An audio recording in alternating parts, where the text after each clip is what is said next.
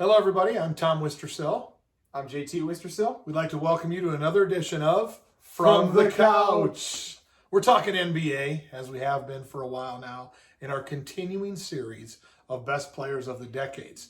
We're tackling the double O's this time, the 2000s, when some of the ancient franchises rose up and won some titles, which was fun. Again. And had some great players, some great finals that I remember watching.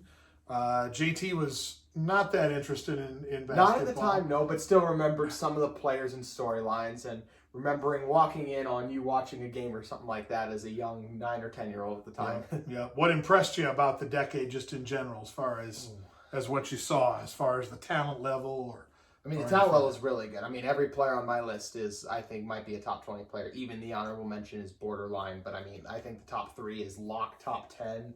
I think this decade is loaded with talent once again, and a couple of the guys surprised me. Like, I didn't know how high I'd have certain guys when I begun the process, and sure enough, some rose up, some fell off a little bit. It was interesting to go through and dig through beyond just what the reputations are and stuff like that. Yeah, well, I thought there were some great players, very recognizable names that aren't going to make our list probably. No, they're either. not. So we might be able to look back on those at the end. But anyway, as we usually do, we're counting down honorable mention and then 5 to 1. So JT, you're up first with your honorable mention. This one shocked me, but after looking through a bunch of names, I settled on Dwayne Wade as my honorable mention. The Flash, as he was, came in the league in the 03 draft, that loaded draft with LeBron, was able to win a title during this decade, and what really stood out to me with him was the quickness, athleticism, and energy he just played with overall in general. That's why he was the Flash. And it really showed the passion and energy he played with on the floor. I really enjoyed it. I couldn't believe how quick, young, prime Dwayne Wade was, because I remember older one on the Heat who was nowhere near the Dwayne Wade we see now. He was also really good finisher at the rim, an explosive dunker, one of the best shot blocking guards of all time. He averaged a block every year of this decade. Another thing that's insane. He had 6 years of over 6 assists, an underrated passer, 6 years in this decade of at least 24 points per game, led the team to the championship, as I mentioned. Also really good from the mid-range. So I really love Dwayne Wade. Won a championship. Did he get the MVP? No, but he got finals MVP and a championship, which is more valuable. So he settled in on my honorable mention. Okay. He did not make my list. Yeah. Nothing against Dwayne Wade. I really struggled with my 5 and honorable mention. In the end, I settled on my honorable mention is Steve Nash. Okay. 2-time MVP. For a little quick point guard there, although I think Kobe got screwed out of one of those two. Look at the stats. But 2-time MVP, 6-time All-Star in the decade, 3-time led the league in assists, 3 first-team all NBA. What separated him, smart, he played tenaciously, he was feisty and he was a great shooter. Look up his shooting stats. He was just really impressive. He was I believe, if I remember correctly, a 4-time member of the 50-40-90 club, which again is 50% from field goals, 40% from 3, 90% from the free throw line. Very few players have ever achieved that once, much less he did it 4 times. So Steve Nash, my honorable mention player. So I would actually like to hit on your honorable mention. Steve Nash was a guy I thought would be on my list, but as I dug into it a little bit more, looked at other lists, and one of the most interesting things I found was I listened to an Inside the NBA thing where they had a ton of players on, and they all listed their starting 5 in the 2000s. And so many of them had guys like Jason Kidd and Allen Iverson. Not a single one of them had Steve Nash on. And also, if you just look at the overall decade, I didn't think he quite measured up. So why do you think a lot of players or just people in general devalue Steve Nash, even though he did win 2 MVPs during this decade? Maybe they thought that, maybe he won them, he played on a team that was good but not great. And they thought maybe he padded his stats that way. But I don't know. I guess we'd have to ask those players. To me, he was always one of the 5-6 best players in the decade, and obviously the voters thought it. So we'll move on. Okay, let's go with number 5. At number 5, I have the tallest member of the 50-40-90 club in Dirk Nowitzki, famous for the one-legged fader, of course, the German legend for the Mavs, just an all-time fun player to watch. What stands out most about him might honestly be the first stretch big in terms of 3-pointers as well. You'd never seen a guy who was 7 foot, which he was, especially at power forward, which at the time, like now, it's like every power forward shoots threes. Back in the 2000s, especially early, unheard of. But Dirk, no, he got it done from 3, mid-range. He also had really good pump fakes, and younger Dirk could really drive and attack the hoop, was really aggressive that way. 10 times All-NBA, 8-time All-Star. He's 11th all-time in three-pointers made, obviously the oldest there. Shout out to the 2011 run. Does it count for this decade? No, but it just deserves mention because we're not going to bring it up when we do the 2010s like that. So the dominance of Dirk on the offensive end is what stood out for me and makes him number 5 for me, but the defensive end holds him back a little bit when we're talking about a complete player. Very close between my 5 and 4 personally. So that's exactly on the end why Dirk didn't make my list at all, not even on the honorable mention. One-dimensional player, great on the offensive end. Couldn't guard anybody in the league. Luckily, he was so good when they needed him to be. So Dirk didn't make my list. Like I said, really struggled with my 4, 5, and honorable mention. Number 5 for me, Kevin Garnett. Okay. Love a guy that played hard. Won one title, won an MVP, was Defensive Player of the Year. Very few players have done those 3 things in their career. And a 4-time first team, 8-team all defense, 4-time rebounding champ. Had to go to the Celtics and join the 3 to win the title and that. But, I watched him as a young kid when we lived in Minnesota, and he was so much fun to watch, brought so much passion and played so hard. And that I'm not sure he was a great teammate all the time.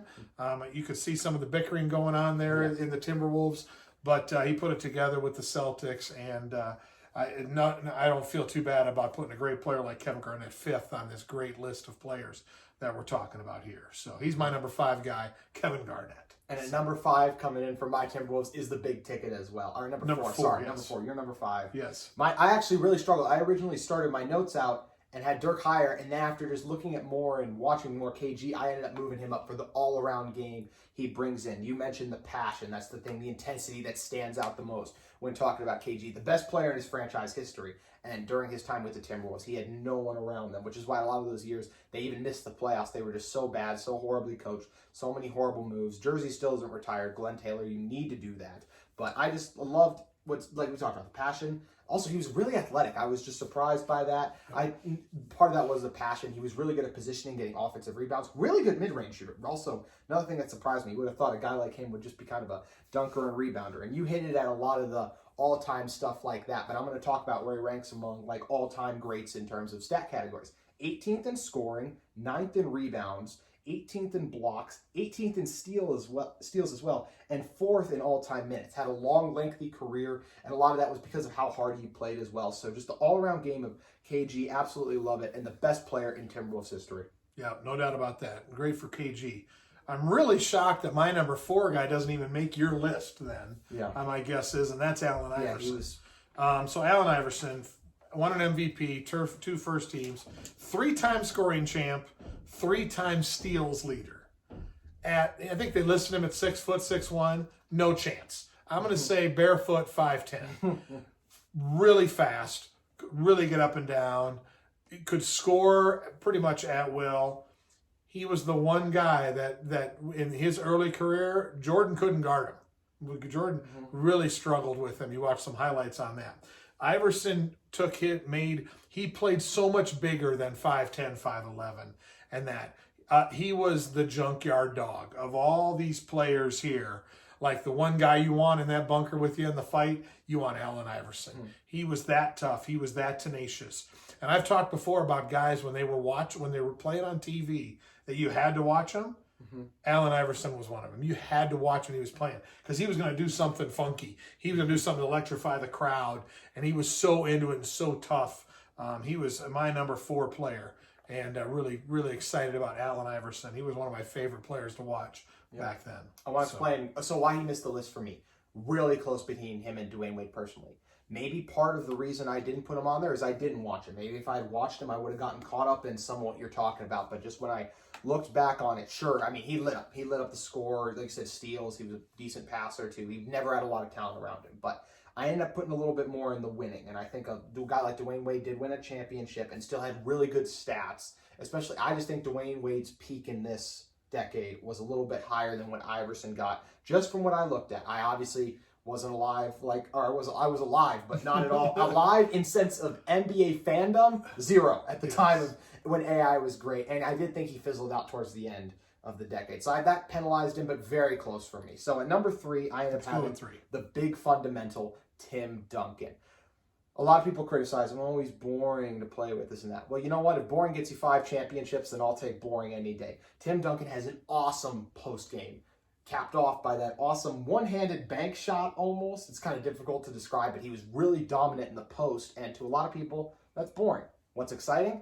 Allen Iverson, the crossover, all that stuff. But I love a dominant post player, and Tim Duncan was one of the last power forwards we've really seen dominate in the post that way, on the offensive and defensive ends of the ball. And I just really fell in love with his game. He was also a really good free throw shooter. He was an ultimate team player too. Did whatever it took for the team to help get them the win. He was a willing passer, really good rebounder, also really good defender, really good shot blocker as well. So I love Tim Duncan's all-around game, and I love his commitment to winning, and his dominance in the paint is why he comes in at a number 3. But a for sure top 10 player. Just shows you how good 1 and 2 are. Yep. Number 3, same for me, Tim Duncan. He won 3 titles in the decade, was MVP twice.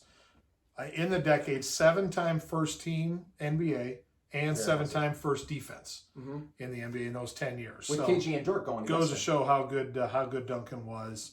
He was so good at winning that it was boring to watch. They were boring to watch in the finals. They were boring to watch in the regular season. They were just boring to watch because they won, and they won a certain way that just frustrated other teams. And nonetheless, he's well-deserving, as you said, one of the best players ever, but tough to crack. Just to beat the top 3 in this decade, obviously was impressive. So Tim Duncan's my 3rd as well. So, all right, let's move on to number 2. Who you got? Tough. And I'm sure an assignment my father loved because it's 2 Laker greats. It's Shaq and Kobe. So who are you going to choose?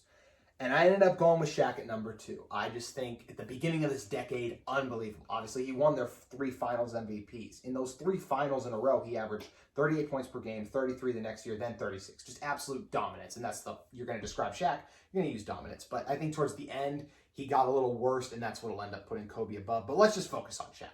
7'1", 325 pounds. This is the first time I've brought up a player's weight because it's amazing how well he moved for that weight as well. But he also used that weight extremely well. Which means he probably weighed more than that. Probably, honestly, yeah. And for how well he used it as well, just to bully, back down guys, got a really good jump hook. One of my favorite plays of all time, any player, is when he catches it, dunks it, and just moves the guy out of the way and dunks right on him.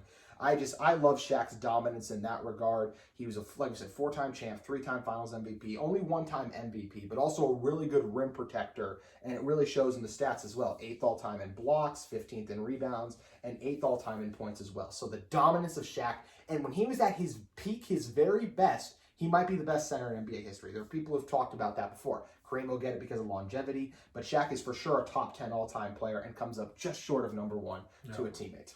Yep. Well, I'm in the same boat. I went with Shaq as well. You know, he only won 1 MVP, which is kind of odd. Yeah. I feel like he should have won more than that. Won 4 titles in the decade because he won the one with the Heat as well. Oh, you're right. 3-time finals MVP, 9-time All-Star, 7-time first team. He is the most physically dominant player in NBA history. I just don't think I'm entering now my 5th decade of watching NBA basketball. No one physically dominated like Shaq. If you can imagine an offensive lineman size who's agile and now add another 6-8 inches on top of that offensive lineman, that's the way Shaq looked. Most guys that are 7 feet tall look really long and skinny, right? Shaq was like regular person, the way he was put together, build, and it was, but it looked normal except when you saw him next to other people who were also big. So if you remember, like flip on any NBA game, and there's some guys look bigger than others, but when you see those guys in person, they're all big. When you saw Shaq on an NBA court, he made everybody look small. That's how big Shaq was. He made big guys look small. The most physically dominant player in NBA history. I don't know if anyone will ever do that again. I don't know who would ever come up. Is there going to be a 7'6" Yao Ming, a guy from China again, who's going to be that agile and that? I just don't see it. And I love the Lakers, but talk about must-see TV. When he started to physically dominate games, which is about his 3rd year in the league, you had to watch him because you were waiting to see if he was going to tear the rim off the backboard. Not just bring the backboard down, like literally tear the rim off.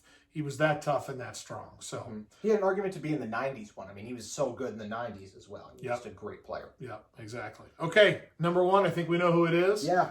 Tell me about him, JT. Kobe Bryant. Just, you know what, when I originally did this, like I said, comparing Shaq and Kobe, but when I thought to myself, when someone asks who is the best player of the 2000s, the first name to jump in my head is Kobe. And sometimes it's as easy as that. Thought about it a little more, did the research as well, but Kobe is the best player of this decade to me. For his start to finish. First year of the decade, won a championship. Last year, won a championship. And he also we saw him grow up through the decade as well. From sidekick to leading man with Paul Gasol as the sidekick. So the 6'6" shooting guard for the Lakers, what stands out most is, of course, the Mamba mentality. The will to win was only second to maybe an MJ. I don't know, maybe he used George Karl not high-fiving him as a motivation as well. But either way, Kobe was just clutch. His mid-range game, his pull-up jumper, all of that, just exceptional. He was so good at finishing to the rim. He would dunk on you. He was also a really good defender. He made the all-defense team all 10 times this decade, something that really gets left off as well. Did he pass the ball very much? No. But when he did, also really good at it. So Kobe's just a great all-time player, the 5-time champ, 2-time finals MVP, and only 1-time MVP. Definitely should have been more like you brought up. And rest in peace to a Mamba great. It's too bad we won't get to see what he was going to do post-basketball. But when it comes to this decade, Kobe Bryant dominated, and he deserves the number 1 spot. Yep, absolutely. Kobe was number 1. Everything you mentioned, winning titles, growing as a player. What great players have done is they change their games as they get older, right? They get better. And that's why if you say, 5 years from now, we might sit here and have a discussion of who was the best player ever. And it's really going to come down to 3 guys, right? It's going to be Jordan, Kobe, and LeBron. You're going to be able to say those 3. And what those 3 all did was transformed their game through the years. They got better at what they were weaker at, and that's what Kobe did. For him, it was about being a leader and how to play together with people. And that he was obviously a great talent from the moment he stepped in the gym. But, his stats aside, he just ended up being, again, a player that could lead a team to a title almost by himself. Yes. It wasn't by himself. He needed players, and he had Shaq for a while. He had Paul Gasol. He had some other excellent players. But nonetheless, there are very few players you could ever say could do everything in a game. Kobe could do everything. And you're right, his defense, having been an all-defensive team all those years, he loved to shut people down just like Jordan did, and had a lot of the same things. Their games were so similar in nature. Kobe was a little bigger and a couple inches taller, 6'8", so he played a little longer, a little bigger. Jordan was maybe a little more explosive off his jump shot and that, but nonetheless, we're splitting hairs here among the best players in the world ever. And I'm just glad they're Lakers. That's the fun part of it right there. So to throw that in. Kobe's number 1. So it was a great tour here. We left guys off like Jason Kidd. That's what I was thinking. Didn't get nothing to mention. I was going to mention Dirk because I didn't know he was on your list. Yeah, I was going to mention AI. Dwayne Wade, same deal. I mean, there was guys that didn't make both our lists, but it was a great decade for basketball. So. One of the biggest what ifs of this decade too is a guy like Tracy McGrady. Lots of injuries. Yep. Tracy McGrady, who was another guy who could fill it up all over. So that's great. Well, we really enjoyed this time, our tour of the double zeros, 2000s. We'll tune in next time when we venture into the 2010s, where JT actually became a fan now, and we'll get to that. So thanks again for joining us on another edition of From the Couch. We'll see you next time.